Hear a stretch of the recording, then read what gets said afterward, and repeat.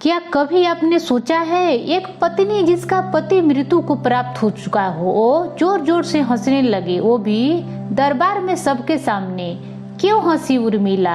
क्या था इस मुस्कान का रहस्य? आप देख रहे हैं भक्ति मन।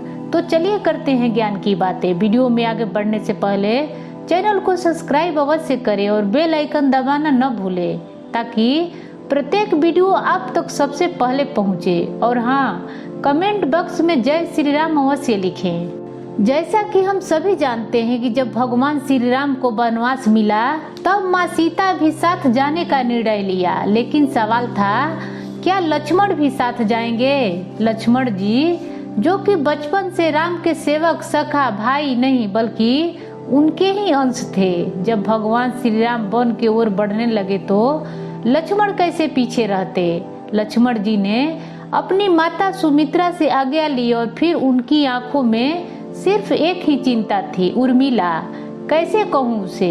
अगर बिना बताए चला गया तो वो टूट जाएगी, अगर कह दिया तो साथ जाने के जिद करेगी।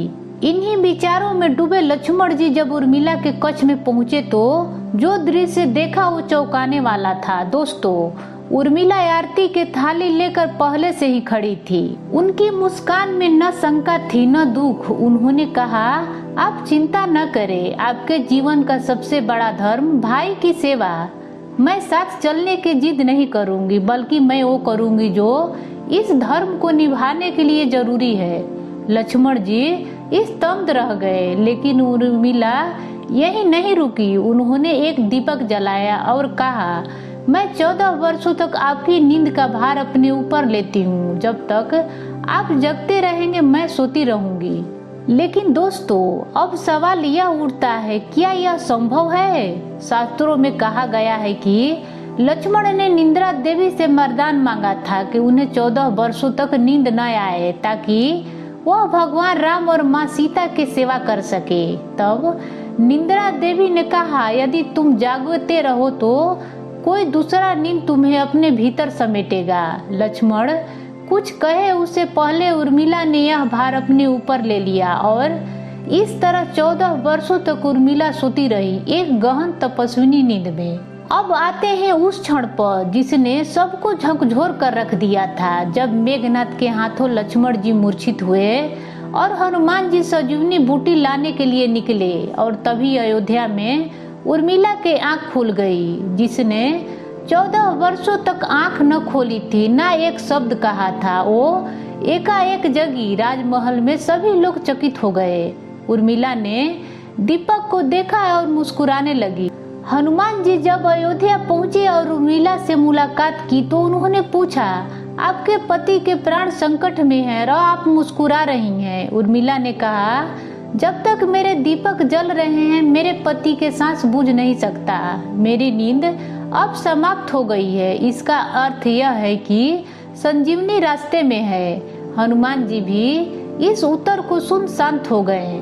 फिर वो क्षण भी आया जब लक्ष्मण जी को एक ऐसा निर्णय लेना पड़ा जिससे उनका जीवन बदल डाला। यह बात उस वक्त की है जब यमराज साधु रूप में श्री राम से एकांत में वार्तालाप करना चाहते थे और पहरे पर खड़े लक्ष्मण थे। इसी दौरान दुर्वासा ऋषि पहुंचे और श्री राम से मिलने की जिद करने लगे, लेकिन न मिलने पर उन्होंने पूरी अयोध्या को श्राप देने की चेतावनी दे दी। धर्म संकट में फंसे लक्ष्मण जी ने राजमहल का नियम तोड़ा और वार्तालाप स्थान पर प्रवेश किया। इसका अर्थ था नियम का उल्लंघन, अर्थात मृत्यु या त्याग।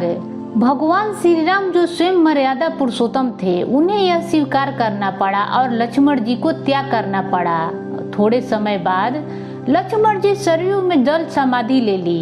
अब आती है कहानी के सबसे रहस्यमय कड़ी। जब उर्मिला को लक्ष्मण के त्याग और मृत्यु की सूचना मिली तो वो जोर जोर से हंसने लगी। दरबार में सभी हैरान थे, लेकिन उर्मिला ने कहा, मेरे पति के जन्म से लेकर अंतिम सांस तक केवल धर्म निभाया, राम की सेवा, राज्य की रक्षा, प्रजा की कल्याण, और अंत में जब कोई और निर्णय नहीं ले सके तब उन्होंने मृत्यु को गले लगा लिया।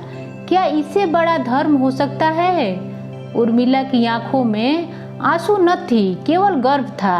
और उस गर्व और हंसी के साथ उन्होंने अपने प्राण त्याग दिया। तो दोस्तों, यह थी उर्मिला के हंसी का रहस्य।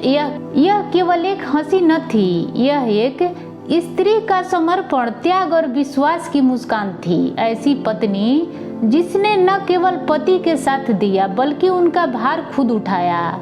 अगर आपको यह कथा प्रेरणादायक लगी हो तो वीडियो को लाइक करें, चैनल को सब्सक्राइब करें और कमेंट बॉक्स में जय श्री राम, जय लक्ष्मण जी अवश्य लिखें। फिर मिलते हैं अगली खास रहस्यमय कथा के साथ।